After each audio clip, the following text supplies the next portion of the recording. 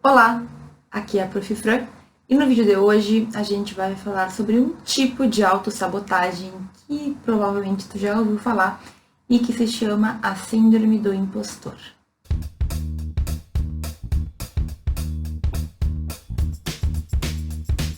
Bom, muito provavelmente tu já ouviu falar sobre a Síndrome do Impostor, que também é chamada de Síndrome da Fraude, e basicamente é um sentimento que muitas pessoas têm de que elas não são boas o suficiente, ou de que a vida delas é uma fraude, ou de que elas enganam outras pessoas quando na verdade elas não sabem nada, e até uma dificuldade de reconhecer vitórias, de reconhecer coisas boas e pontos positivos.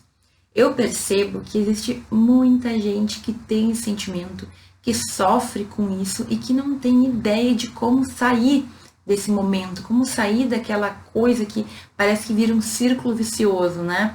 Então, quem sofre de síndrome do impostor, e infelizmente não é uma doença catalogada, não é uma desordem psicológica, então a gente só começou a falar sobre isso há pouco tempo. Quem sofre com isso, muitas vezes, acha que até merece ter esse sofrimento, porque efetivamente ela não merecia ter o que ela tem. Essa síndrome eu vejo também que com frequência atinge alunos de direito, pessoas que estudam em faculdades que muitas vezes a gente não consegue ter um domínio ou um controle sobre todo o conhecimento. E no vídeo de hoje eu quero te falar exatamente por que eu penso que esse tipo de problema nos atinge com bastante frequência, certo? No direito, quais são os elementos sociológicos ou sociais, enfim, que eu percebo que geram influência. E eu também quero te trazer alguns passos, algumas possibilidades de ações simples que podem te ajudar a superar isso. Então, a gente vai falar um pouquinho sobre essa síndrome, que é um tipo de autossabotagem, porque tu tá te prejudicando. A gente vai falar especificamente no direito que eu percebo e no final eu quero te dar alguns conselhos que podem te ajudar a sair ou a diminuir bastante essa coisa ruim que a gente pode carregar. Bom, gente, essa síndrome, então, apesar de não ser considerada uma síndrome especificamente estudada pelos psiquiatras e pelos psicólogos, ela é algo que cada vez mais a gente percebe que as pessoas estão descobrindo. Então, isso começou a ficar mais falado e mais discutido quando grandes personalidades, atrizes, pessoas famosas, celebridades, pessoas que eram reconhecidamente boas no que faziam, começaram a abrir para a população, para o público em geral, alguns sentimentos que elas tinham em relação a si mesmas. Então, é claro que se tu não comentar, se tu não dividir, ninguém vai saber que tu tem esse sentimento. Então, aí começa já um certo ponto, porque muitas pessoas têm receio de abrir os seus sentimentos, de falar sobre esse tipo de coisa, porque pensam no que os outros vão pensar delas, certo? Mas lá no interior, lá no íntimo dessa pessoa que sofre dessa síndrome, ela tem uma impressão de que ela é incapaz. É como se ela sentisse que ela não merece ter o que ela tem, que as habilidades dela na verdade não existem, que ela engana os outros e que tudo não passa de uma grande ilusão, de uma grande farsa. É por isso que chamam de síndrome da fraude também, porque a pessoa se sente uma fraude, ela se sente um impostor ou uma impostora, porque ela entende que por mais que ela tenha alcançado muitas coisas, as vitórias dela talvez não signifiquem que ela seja boa no que ela faz.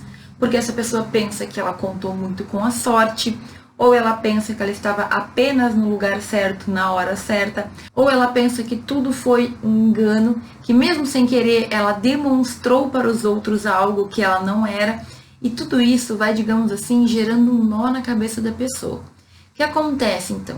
É claro que podem existir fatores individuais que podem nos levar a ter esse pensamento e esse sentimento. Então, eu vi há pouco tempo um documentário da Michelle Obama em que ela comentava que quando ela falou que ela queria ir para uma grande universidade, que se não estou enganada era Harvard, ou uma dessas grandes universidades dos Estados Unidos, a conselheira pedagógica, isso é uma coisa bastante comum nos Estados Unidos, então existe alguém que te auxilia a encontrar o teu caminho. Essa mulher falou para ela que ela queria uma universidade que era muito difícil, que ela não seria boa o suficiente para entrar lá. E nesse documentário, a Michelle Obama ela vai contando tudo que ela passou na vida por se sentir inferiorizada, não só em razão disso, mas de outras questões que ela trata lá. Inclusive, eu deixo aqui a recomendação, porque é um documentário bastante interessante, traz a perspectiva dela quanto a muitas questões sociais. Mas, enfim, qual é a questão? Por muitos motivos, pode ser que tu sinta que tu não é bom o suficiente, ou que tu não é boa o suficiente, ou que tu não merece, etc e tal. E aqui, gente, a primeira coisa é a gente conseguir identificar esse sentimento. Eu acho que é bastante comum, infelizmente, a gente duvidar da gente mesmo, mas existem limites. Então, fiz um trabalho lá, não tenho certeza se está muito bom, ou fiz alguma coisa, estou em dúvida. Isso não chega a ser algo como a síndrome do impostor. Por quê?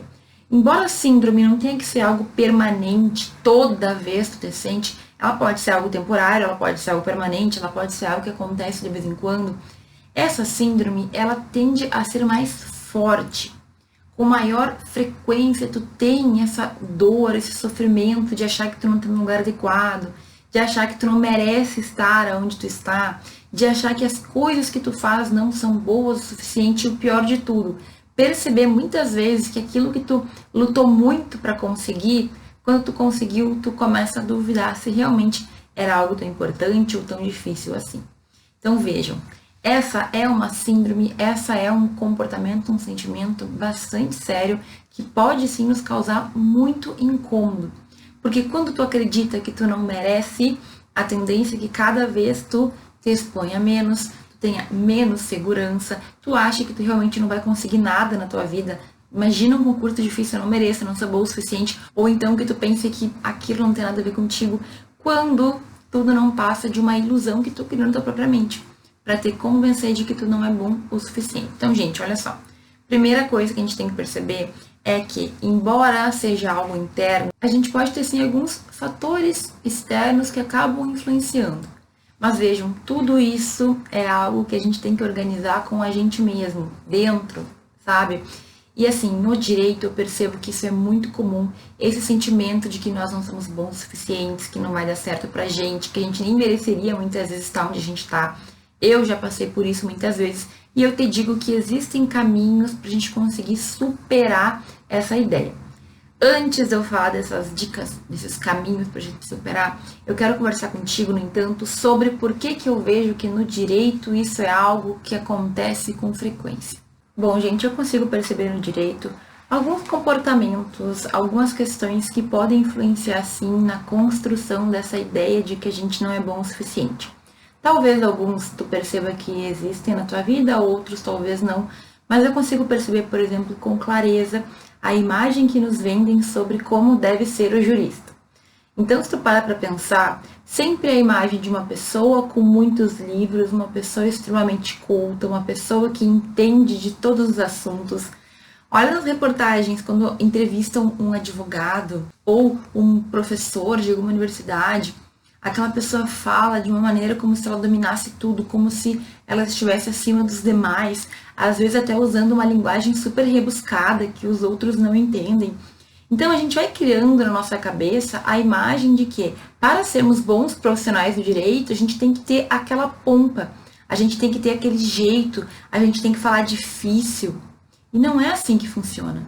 Na verdade, a gente tem uma imagem de como é o jurista, que é uma imagem que vem sendo repassada de séculos, eu diria, que não corresponde mais à realidade de hoje. Então, tu não precisa corresponder àquela imagem para ser bom no que tu faz. Até eu venho percebendo que existem advogados muito, entre aspas, descolados, que falam de uma maneira mais fácil, que fazem as pessoas entenderem, esses juízes que são assim também, certo? Por quê? É um pouco para desconstruir a imagem de que o jurista tem que ser aquela pessoa austera, que só veste preto, sabe? Que nem ministro do STF. Eu não gosto dessa imagem. Eu acho que existe lugar para todo mundo.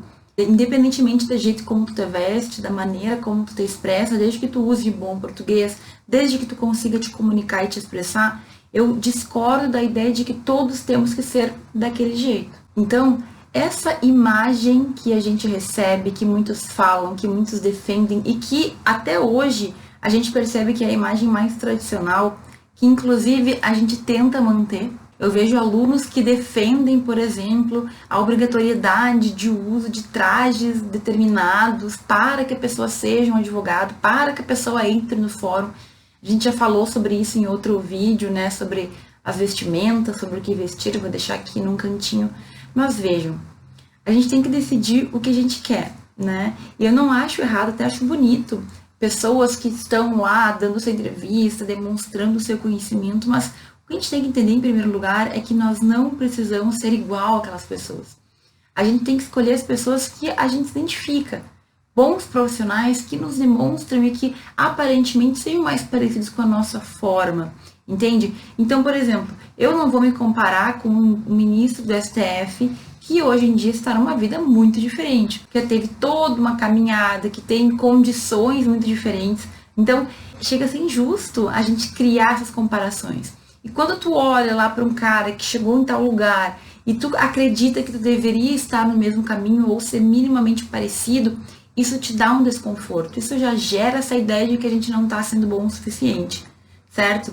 Junto a isso, eu percebo, e esse é um tema bem espinhoso, mas olha, eu percebo que nas faculdades de Direito, para tentar, de certa forma, manter o status da profissão, já que a gente tem muita faculdade e muitas não têm um bom ensino, os professores, eles tratam o direito como se fosse algo para poucos. Então, eles falam para o aluno que vai ser muito difícil, eles dão a entender que o aluno não vai conseguir, eles dão a entender que talvez o direito não seja para ti, afinal, tu não está dentro do padrão, ou tu não tem todas as qualidades ainda. Eu sempre falo que a gente tem que determinar, encontrar, identificar os pontos fracos nossos e fortalecer. Ninguém entra pronto na faculdade. Agora, esses professores que tendem a dificultar a vida do aluno só para demonstrar que o direito não é para qualquer um, na minha percepção, isso é sadismo. E infelizmente eu já tive situações assim, já presenciei, já vivenciei situações em que os professores, em vez de auxiliar os alunos, em vez de trazer conhecimento, em vez de fazê-los pensar, só traz esse desespero, sabe? Essa vontade de fazer com que o aluno se sinta sempre incapaz. E assim, tem gente que funciona com essa provocação. Tem gente que quando alguém diz, tu não vai conseguir, a pessoa vai lá, vou sim. Mas, em geral, a maioria de nós não é bem assim. Quando a gente vê uma pessoa que está ali como modelo, que deveria ser a pessoa que nos ensina como agir, como fazer, etc e tal, dizendo que a gente não tem condições, falando mal ou dificultando a nossa vida, é meio óbvio que aquilo vai nos impactar negativamente. Então, é claro, gente, eu sempre falo, não é culpa de uma pessoa ou de outra. Eu não gosto da ideia de colocar a culpa dos nossos problemas nos outros. Mas sim, existem professores que não são ideais, que acreditam que como eles sofreram e eles aprenderam assim, o aluno tem que fazer da mesma forma. Também tem que sofrer para aprender, também tem que ser algo que ele vai te dar um livro dificílimo para ler e tu vai ter que entender. Então assim, cuidado. Pode acontecer de tu encontrar uma pessoa assim na tua carreira, na tua faculdade, é bastante comum porque nós estamos ainda num processo de modificação do ensino e tudo mais. Talvez esse professor não seja de todo ruim, talvez tu consiga aprender coisas bem interessantes, bem importantes com ele, mas saiba que não é por aí que as coisas funcionam, pelo menos essa é a minha percepção. Em sala de aula, eu entendo que o professor tem que ser aquela pessoa que facilita para o aluno. Não facilitar no sentido de fazer prova fácil, de não cobrar presença, não é esse o sentido.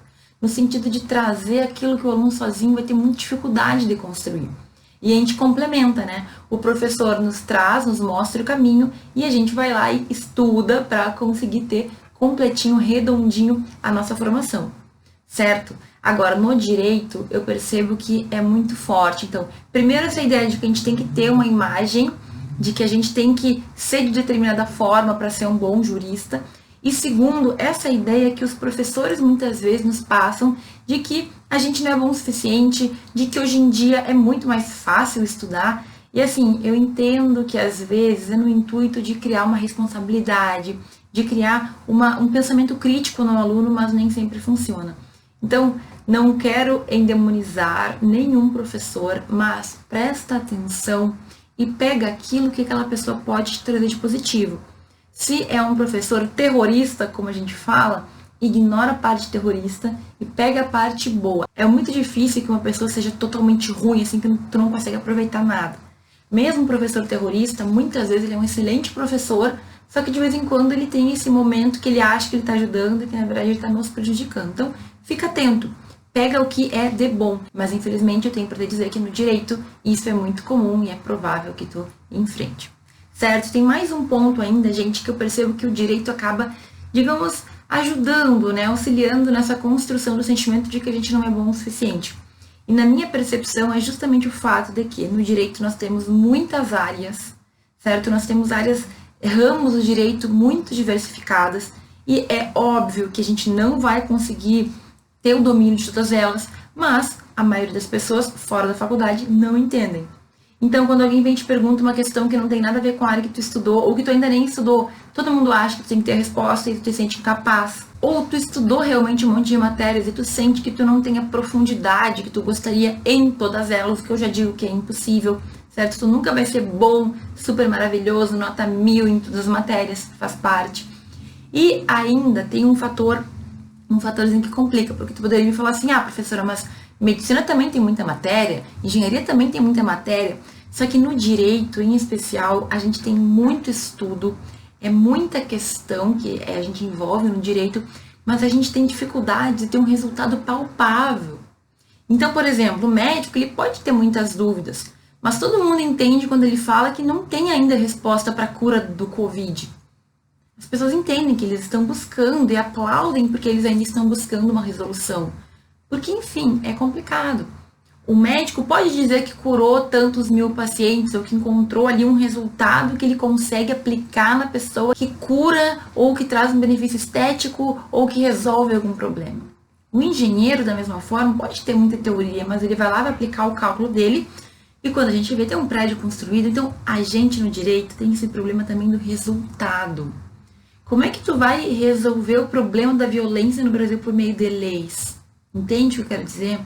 Então, muitas vezes, esse sentimento de que a gente não está fazendo nada, ou de que a gente não está produzindo, ou de que a gente não é bom o suficiente, vem também da nossa área, em que muitas vezes a gente vai estudar, mas tu não vai encontrar uma resposta para os problemas sociais. Talvez tu vai fazer uma lei e ela não vai ser efetiva como a gente gostaria que fosse. Entende o que eu quero dizer? Então, com o tempo, a gente aprende a lidar, mas, ao meu ver, todas essas questões impactam muito forte na nossa vida. A gente começa a questionar também. Para que serve o direito, afinal? Porque o médico salvou lá uma pessoa, o engenheiro construiu um prédio, e o que eu fiz? Às vezes, até depois que tu te torna advogado, tu percebe que tu pode ter todo o conhecimento do mundo, e isso não basta para que tu ganhe um processo, porque existem outros elementos. Então, tudo isso acaba influenciando e é importante que a gente tenha ciência disso. Eu, durante muitos anos, me questionei direito, questionei várias coisas, até eu perceber que existem alguns padrões que, entre aspas, são impostos e que a gente não precisa se adequar para se sentir bem. Então, eu vou te passar agora alguns conselhos que podem sim te ajudar a sair desse pensamento, a deixar esse sentimento de lado se tu vive isso, e para que tu tenha também uma maneira de se precaver. Olha, talvez tu não tenha esse sentimento hoje, mas se tu buscar essas ações simples que eu vou te passar agora, talvez tu não tenha, talvez tu evite. Então, mais uma vez, eu sou professora de Direito, né? Não tenho como prometer resultados, mas testa aí e depois tu me diz se funcionou pra ti, se te ajudou. Professora, eu acho que eu tenho um pouco disso, não tenho certeza se é bem uma síndrome do impostor ou se é algo menos pesado, mas quero saber as dicas, então eu vou te dizer. E várias delas funcionaram para mim, tá? E a primeira coisa que tu tem que fazer para fugir desse pensamento negativo sobre ti mesmo é verdadeiramente pensar nos pontos fortes que tu tem. Ou seja, eu não me sinto boa nisso, talvez eu não seja boa o suficiente naquela coisa, mas quais são os pontos que eu me destaco por ter facilidade ou por conseguir me sair bem? E aqui tu pode pensar tanto numa matéria de direito, digamos que tu goste de uma matéria que tu estude, que tu entenda mais do que os outros, com mais facilidade. Ou tu pode pensar também em habilidades que tu tenha. Então, digamos que tu tem a habilidade de falar e de se comunicar. Digamos que tu tem a habilidade de escrever. Digamos que tu tem a habilidade de convencer pessoas. Eu não sei qual é a tua habilidade, é tu que tem que saber. Mas, muitas vezes, se a gente não tem certeza, a gente começa a observar o que várias pessoas nos dizem, certo? Então, tem alguma coisa que as pessoas com frequência te dizem e que tu começou a perceber que é um elogio, assim, que se repete? Normalmente, quando mais de uma, duas, três pessoas falam, é porque pode haver alguma coisa ali. Então, por exemplo, uma coisa que eu já ouvi várias vezes é que eu tenho uma facilidade em me comunicar. Eu explico com simplicidade, as pessoas conseguem entender. Vários alunos já me falaram isso, certo? Então, toda vez que eu me questiono acerca de algumas habilidades que eu tento me lembrar que eu não sou perfeita, assim como ninguém é perfeito, mas que existem pontos que são bons, que são positivos na minha vida, certo? Então, pega os pontos positivos e reforça eles. Já falei várias vezes que às vezes o nosso erro é perceber que a gente tem coisas boas e coisas não tão boas assim, ou seja, pontos fracos, e focar só no fraco, não focar no forte. Não, foca no forte. Foca naquilo que tu é bom em fazer, certo? Por quê? Porque tu vai se destacar naquilo. E os demais, tu vai ter que, claro, dar uma certa atenção. Por exemplo, não tem como tu não estudar matérias que tu tem dificuldade. Tu tem que estudar aquelas matérias. Agora, tu não precisa esperar tirar um 10 nelas também. Tira o mínimo para que tu entenda, para que tu passe, estude bastante, tu vai ter que te dedicar, mas não espere ser nota 10 em tudo, certo? É normal que tu seja 7 em algumas e 10 em outras. Por quê? Porque tu tá construindo o teu caminho, tu tá indo pro lado que tu tem mais facilidade, que tu tem mais domínio. Então, primeira coisa, olha, encontre, defina, veja quais são os pontos fortes que tu tem e fortaleça esses pontos fortes. Pensa aí na habilidade, pensa aí na matéria, pensa aí no que tu faz de bom e reforça, porque quanto mais facilidade a gente tem, a gente começa a sentir que a gente é bom naquilo que a gente faz bem e que efetivamente a gente merece aquele elogio, porque a gente faz bem aquilo lá que a gente faz, entende? Então pensa aí. Primeira coisa, quais são teus pontos fortes? Como que tu pode fortalecer ainda mais esses pontos? O que tu pode fazer? E lembra, ninguém é perfeito, ok? Segunda coisa, gente, que essa também é simples, mas que não é tão fácil assim.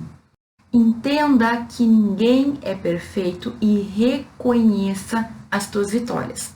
Então, antes eu falei para tu reconhecer teus pontos fortes, né? Ah, eu sou habilidosa em tal coisa, sou habilidosa em tal atividade, em tal ação.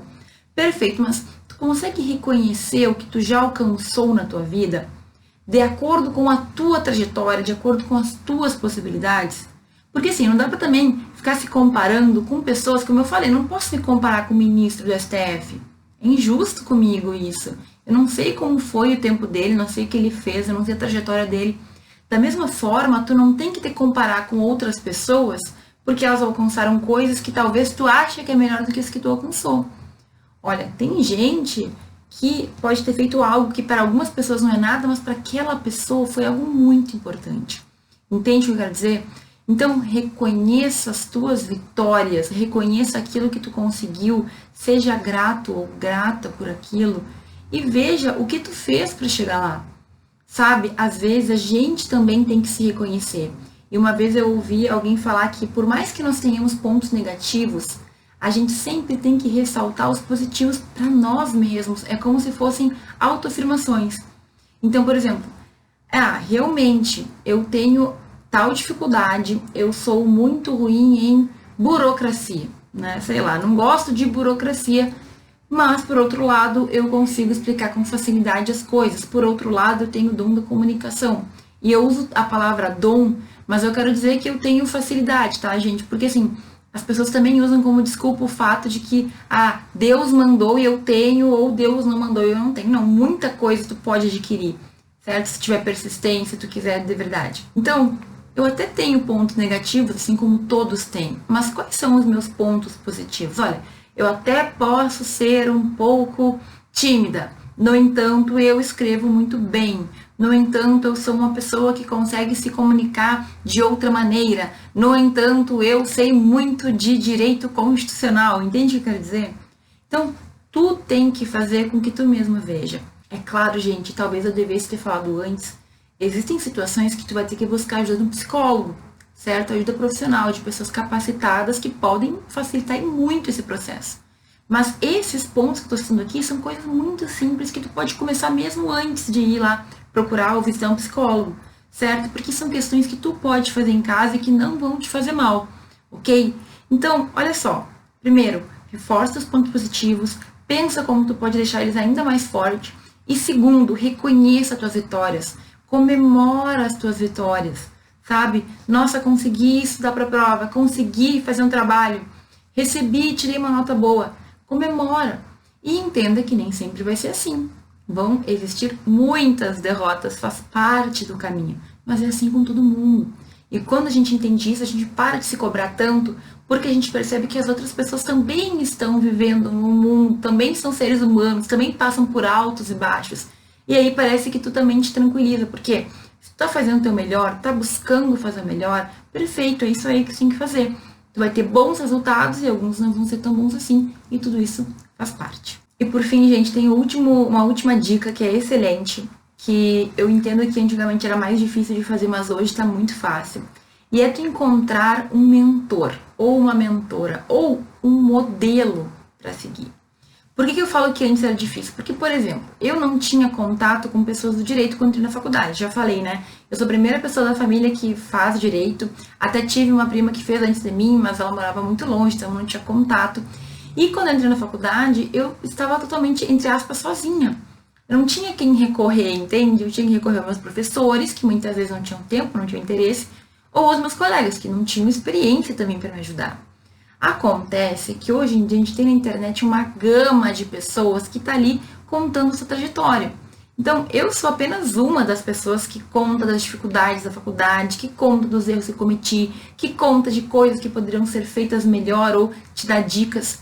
Mas existem juízas e juízes, existem promotores, existem delegados, existem advogados, existem pessoas de todas as áreas do direito contando da sua trajetória, contando o que fizeram, incentivando pessoas a fazerem também. E sabe por que isso é importante? Por que é importante eu falar do que dá errado para minha vida? Para que tu saiba que todo mundo passa por isso. Para que tu saiba que o caminho, ele vai ter pedras, né? O caminho, a gente vai ter pedras no caminho. Mas tu vai ter que saber pular, tu vai ter que saber desviar, tu vai ter que saber superar esses obstáculos, essas dificuldades. Então, olha, mais uma vez o exemplo do ministro do STF. Digamos que eu olho lá e eu vejo aquela pessoa e ela é inatingível, sei lá, nossa, é distante. Mas é que eu não sei tudo o que aconteceu na vida dela, não sei os perrengues que ela passou, não sei as dificuldades que ela teve, não sei o que ela teve que fazer ou deixar de fazer, o que ela teve que abdicar para chegar lá. Entende? É só um exemplo. Mas hoje em dia, e cada vez mais, a gente tem pessoas que abrem a sua vida para que os outros vejam que perfeição não existe. Então, quando tu fala com uma pessoa que passou pela trajetória, pela carreira que tu quer passar, tu vê que aquela pessoa passou por muitas dificuldades parecidas contigo, tu para de duvidar de ti mesmo, sabe? A gente está vivendo um momento em que isso vem acontecendo com mais frequência. As pessoas estão percebendo que a trajetória não é só chegar lá. A gente não pode só observar a pessoa no seu palco. Tem muito chão, tem muito bastidor, tem o dia a dia, tem coisas difíceis, tem probleminhas que todo ser humano tem. Sabe, que nem eu brinco, todo mundo tem dor de barriga de vez em quando. Todo mundo fica doente, todo mundo se sente triste, ou se sente alegre, ou comemora pequenas coisas, faz parte. Agora, quando a gente vivia um tempo em que a gente só conseguia ver lá aquele jurista sentado com seus livros e falando austeramente, é óbvio que era difícil. Ainda hoje, como eu falei, a gente tem essa ideia de que nós temos que se encaixar num perfil, numa imagem, numa forma. Embora isso venha sendo modificado, né? Mas nos dias de hoje, a gente tem o grande benefício de conseguir ver pessoas por trás daquilo, por trás das câmeras, por trás de um tribunal. Como que o juiz se comporta no dia a dia? O que ele sofreu para chegar até lá? A gente tem muita gente que compartilha esse tipo de coisa. Então, se tu não tem como ver pessoalmente, conversar pessoalmente, encontre alguém que te dê a força que tu precisa para entender que tu também está no processo, certo? Eu sempre conto das minhas peripécias durante a faculdade, durante o mestrado, no doutorado. Por quê? Para que tu saiba que eu passei por isso e que provavelmente tu vai passar e que provavelmente todo mundo passe por uma ou por outra coisa, por uma ou por outra aprovação ou momento ruim. Faz parte, ok? Então, deixa de ser bobo. Para de seguir celebridades aí que não mostram, que só mostram a perfeição e começa a seguir pessoas de verdade. Certo? Não tô querendo mandar no teu perfil, mas segue pessoas que te mostram o caminho, que te mostram como existem coisas que não são fáceis, que falam abertamente sobre problemas, porque aí tu percebe que não é que tu seja um impostor, é que te venderam uma imagem que não existia, que é da perfeição, certo? Gente, olha, depois que a gente encontra alguém que vai nos mostrando, assim, que as coisas não precisam ser perfeitas, a gente começa a se aceitar também. E a vida fica muito mais leve, eu te prometo isso. Se tu não tá no Instagram, me segue lá. Se tu não tá no Telegram, entra pro nosso canal. No Telegram é onde eu mais faço áudios contando dessas peripécias que eu falei. Mas enfim, não precisa só eu. Vai atrás de outras pessoas que também possam te ajudar e que também possam te mostrar o caminho. Certo? O importante é que tu perceba que tu não tá sozinho ou sozinha no mundo. Existem outras pessoas que também passam ou passaram por tudo que tu tá passando. Olha, eu espero muito que esse vídeo tenha aberto aí a tua visão, a tua mente para algumas questões que nem sempre a gente conversa. Eu espero que tu siga esses meus conselhos para que tu te sinta melhor contigo mesmo e pare de duvidar da tua capacidade. E eu só quero ressaltar que tudo isso é um caminho, é um processo. A gente não vai de hoje para amanhã mudar, resolver os nossos problemas. Mas a gente pode sim, devagar e sempre, ir mudando uma coisinha aqui e outra que no final vai nos trazer um bom resultado. Se tu gostou do vídeo, dá a tua curtidinha aí que me ajuda bastante, te inscreve no canal se tu ainda não é inscrito e comenta aqui embaixo se de alguma forma esse vídeo te ajudou. Sempre respondo dentro do possível e eu gosto muito de ler todos os comentários. Certo? Muito obrigada por ter assistido esse vídeo até aqui e a gente se vê no próximo.